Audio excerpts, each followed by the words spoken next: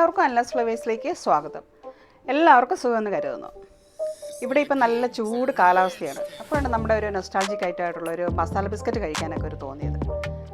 എനിക്ക് തോന്നുന്നു എല്ലാവർക്കും തന്നെ ഇഷ്ടമുള്ള ഒരു സാധനമാണ് ഈ നമ്മുടെ ഈ മസാല ബിസ്ക്കറ്റ്. നല്ല ഒരു എരിവും മധുരവും ഒക്കെ ആയിട്ടുള്ള ഇത്. നമ്മുടെ ചക്കയും കപ്പയും ഒക്കെ പോലെ തന്നെ നമ്മുടെ കേരളീയ ബേക്കറി ഐറ്റംസ് കൂടെ നമുക്ക് മിസ് ചെയ്യാറില്ലേ? എന്നാൽ പിന്നെ നമുക്കിന്ന് ഈ മസാല ബിസ്ക്കറ്റ് ഒന്ന് ഉണ്ടാക്കി നോക്കിയാലോ?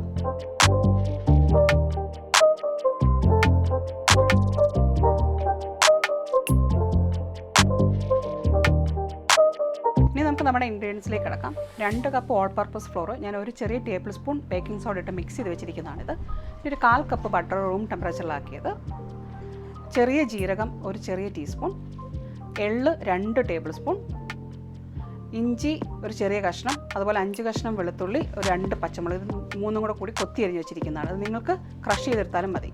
പിന്നെ ഒരു ചെറിയ സ്പൂൺ മുളക് പൊടി, ചെറിയ സ്പൂൺ മഞ്ഞൾപ്പൊടി, 4 ടേബിൾ സ്പൂൺ പഞ്ചസാര, പിന്നെ ഒരു ചെറിയ ടീസ്പൂൺ നമ്മുടെ കായപ്പൊടി. ഇനി നമുക്കിതെല്ലാം കൂടെ മിക്സ് ചെയ്ത് നോക്കാം. നമ്മുടെ ഓൾ പർപ്പസ് ഫ്ലോറും ബേക്കിംഗ് സോഡ മിക്സ് ചെയ്ത പൊടി നമ്മൾ ആദ്യം ഇട്ടു. ഇനി നമുക്ക് പഞ്ചസാര ഇട്ട് കൊടുക്കാം.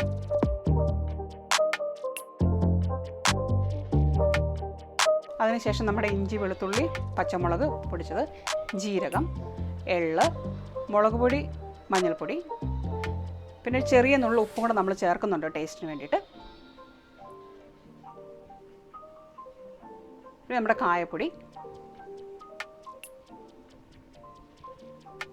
ഒരു ചെറിയ ടീസ്പൂൺ വനില എസൻസ് ചേർത്ത് കൊടുക്കുന്നുണ്ട്. പിന്നെ ബട്ടറും കൂടെ ചേർത്തിട്ട് നമുക്ക് നമ്മുടെ ഇതെല്ലാം ഈ ഇൻഗ്രീഡിയൻസ് എല്ലാം കൂടി നന്നായിട്ട് നമ്മുടെ കൈ കൊണ്ട് മിക്സ് ചെയ്ത് കൊടുക്കാം.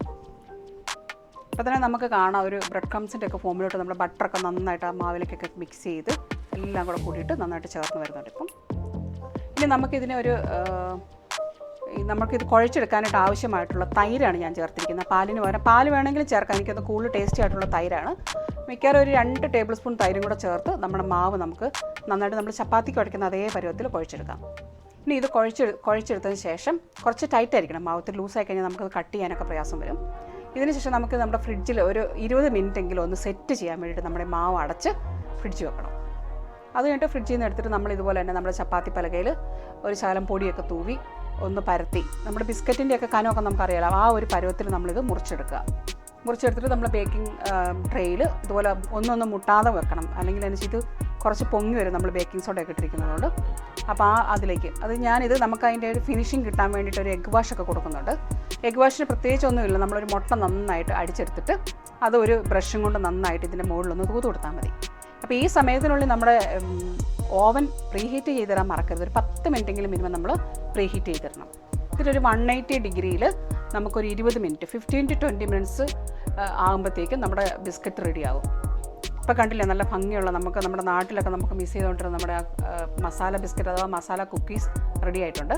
ഇനി നമുക്ക് പതുക്കെ ഓരോന്നെടുത്ത് നല്ല ചൂട് കട്ടൻ കാപ്പിയിലൂടെയൊക്കെ ആണെന്നുണ്ടെങ്കിൽ നല്ല നല്ല ടേസ്റ്റാണ്. നമ്മുടെ കാപ്പിയുടെ ചൂടും നമ്മുടെ ഈ ബിസ്ക്കറ്റിൻ്റെ എരിവും മധുരവും ഒക്കെ ആയിട്ട്. എല്ലാവർക്കും ഈ വീഡിയോ ഇഷ്ടപ്പെട്ടെന്ന് കരുതുന്നു. അപ്പം നിങ്ങൾക്ക് ഈ വീഡിയോ ഇഷ്ടപ്പെട്ടിട്ടുണ്ടെങ്കിൽ ലൈക്ക് ചെയ്യാൻ മറക്കരുത്. അതുപോലെ തന്നെ ഷെയറും, സബ്സ്ക്രൈബ് ചെയ്തിട്ടില്ലാത്തവർ സബ്സ്ക്രൈബ് ചെയ്യാൻ മറക്കരുത്. വീഡിയോസിൻ്റെ കൂടുതൽ നോട്ടിഫിക്കേഷൻസ് ഒക്കെ കിട്ടാനായിട്ട് ബെല്ലൈക്കൺ ഞെക്കാൻ മറക്കല്ലേ. എല്ലാവർക്കും നന്ദി.